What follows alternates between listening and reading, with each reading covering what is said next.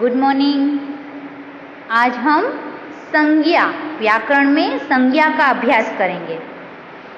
संज्ञा, आपको यहाँ एक चित्र दिखाई देता है ना। इस चित्र में आप शेर, गेंडा, भेड़िया, आदमी, लड़का, जिराफ, एक स्त्री है, पिंजरा है, दीवार है, पेड़, घास, ये सब आपको दिख रहे हैं ना। ये सब प्राणियों और वस्तुओं के नाम है।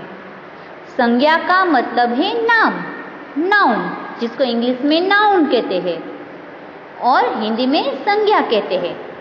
तो जिन प्राणियों और वस्तुओं के नाम गिनाए गए हैं वे सब संज्ञेय है।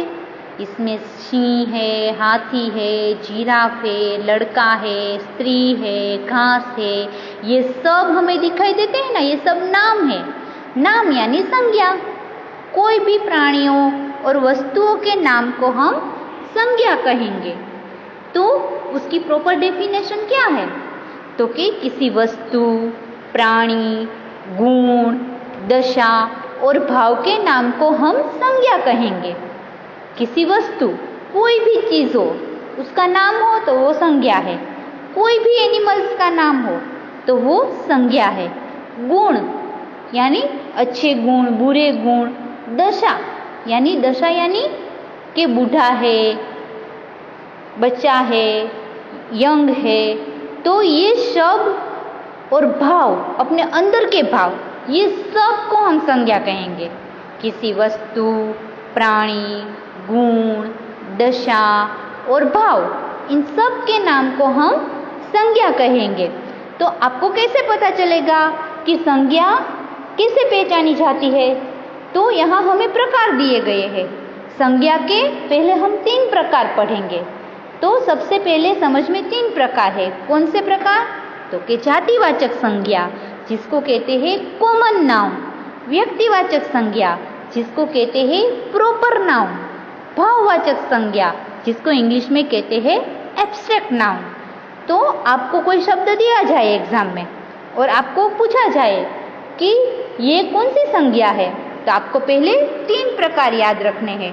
जातिवाचक संज्ञा, व्यक्तिवाचक संज्ञा, भाववाचक संज्ञा। तो सबसे पहले जातिवाचक संज्ञा में कौन से शब्द आएंगे? तो जातिवाचक संज्ञा के बारे में हम समझते हैं। तो 3 प्रकार है। 3 प्रकार को हम समझेंगे तो आप कोई भी शब्द पहचानोगे कि ये शब्द है वो जातिवाचक संज्ञा का है, ये शब्द है वो व्यक्तिवाचक संज्ञा का है, ये शब्द है वो भाववाचक संज्ञा का है। कोई भी शब्द आप देखोगे तो आपने समझा होगा संज्ञा, तो आप तुरंत वो शब्द पहचान जाओगे।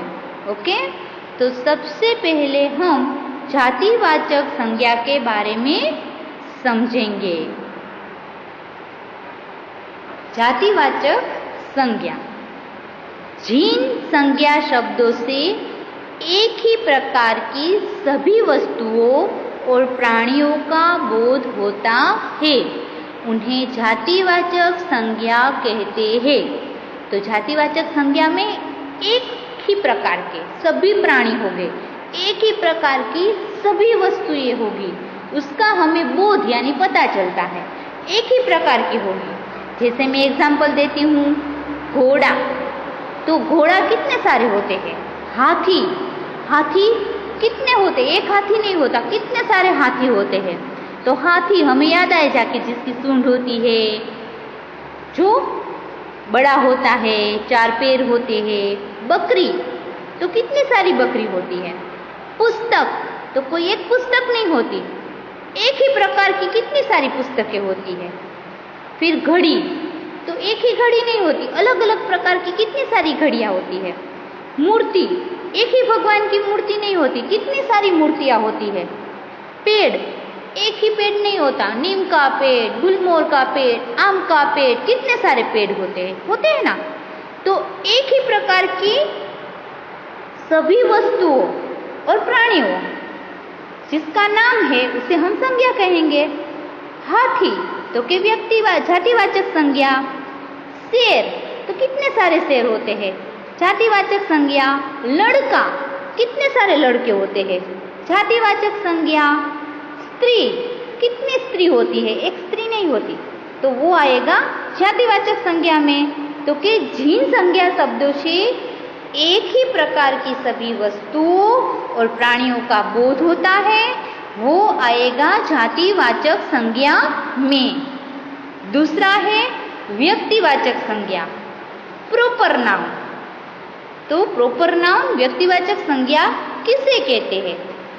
जिन संज्ञा शब्दों से किसी विशेष व्यक्ति, वस्तु या स्थान का बोध होता है। तो व्यक्तिवाचक संज्ञा में विशेष व्यक्ति होगी, जो व्यक्ति का चौक्कस नाम होगा, चौक्कस वस्तु होगी, चौक्कस स्थान होगा, तो उन्हें व्यक्तिवाचक। तो मैं आपको अभी एग्जाम्पल देती हूँ। जैसे मैंने आपको एग्जाम्पल दिया था घोड़ा, घोड़ा है वो जातिवाचक में आएगा, मगर घोड़े का हम नाम रख दे मोती, मोती घोड़ा, तो उसका चौक्कस नाम आ गया, तो वो आएगा व्यक्तिवाचक संज्ञा में। ताजमहल तो विशेष है, पूरी दुनिया में एक है, तो वो आएगा व्यक्तिवाचक संज्ञा में। लड़का तो जातिवाचक संज्ञा होगी, कितने सारे लड़के होंगे, एक क्लास में कितने सारे लड़के होंगे, मगर मैं उस लड़के का नाम दे दूं मोहन, तो आप लोग सभी लड़कों के सामने, मैं लड़का बोलूंगा तो आप सभी लड़कों के सामने देखोगे, मगर मैं मोहन तो आपके सामने जो मोहन होगा जिसका नाम, आप उसी के सामने देखोगे, है ना। तो जिसका हमें चौक्कस नाम पता चले वो व्यक्तिवाचक संज्ञा में आएगा। जैसे लाल किला, लाल किला तो पूरी दुनिया में एक है, चौक्कस उसका नाम है, तो वो आएगा व्यक्तिवाचक संज्ञा में।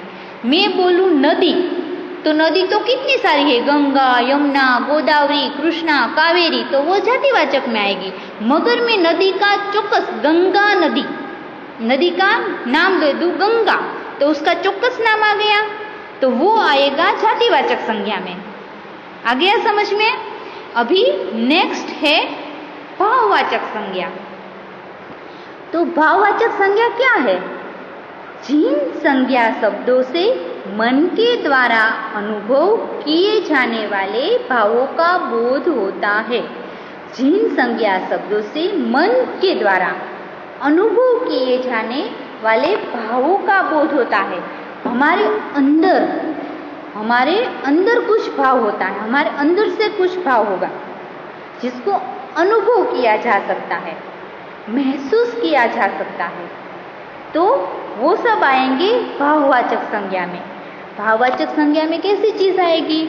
तो कि जिस चीज को हम छू नहीं सकते, जिस वस्तु को हम छू नहीं सकते मगर महसूस कर सकते हैं अपने अंदर। जैसे मैं आपके सामने कितनी सारी चीजें रख दूं जो आपने कभी खाई नहीं होगी, तो मैं आपको कोई चीज खिलाऊं जो आपने कभी देखी नहीं, खाई नहीं है, तो आपको पता नहीं चलेगा, मगर वो चीज उठा के आप मुंह में रखोगे, जब उसका स्वाद आपको पता चलेगा तब आप बोलोगे कि वो चीज मीठी है, तीखी है, खट्टी है, कड़वी है, तो महसूस होने के बाद पता चलेगा। तो जिस चीज को हम महसूस करने के बाद बताएंगे वो सब आएंगे भाववाचक संज्ञा में। जैसे है, मैं आपको उदाहरण देती हूँ, बचपन, बचपन है वो भाववाचक संज्ञा। कैसे? तो कि बच्चा है, बच्चे को हम छू सकते हैं, बच्चे है तो बच्चे, छोटे छोटे बच्चे को हम छू सकते हैं, तो मगर बचपन को नहीं छू सकते। क्यों? तो कि बचपन है वो हम महसूस करते हैं। बचपन कैसा होता है? तो कि हम 4 पैर से चलते हैं, फिर हमारे मुंह में दांत नहीं होते, हम छोटे होते हैं, रोते हैं, तो ये सब बचपन की निशानी है। तो हमने महसूस की कि बचपन ऐसा होता है। हम बच्चे को छू सकते हैं मगर बचपन को छू नहीं सकते, तो बचपन आएगा भाववाचक संज्ञा में।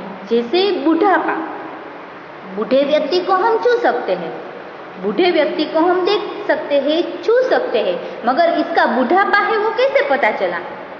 कोई यंग व्यक्ति को देखकर हम नहीं बोलेंगे कि ये बूढ़ा है, क्योंकि हमें पता है कि ये एकदम स्फूर्ति वाला है।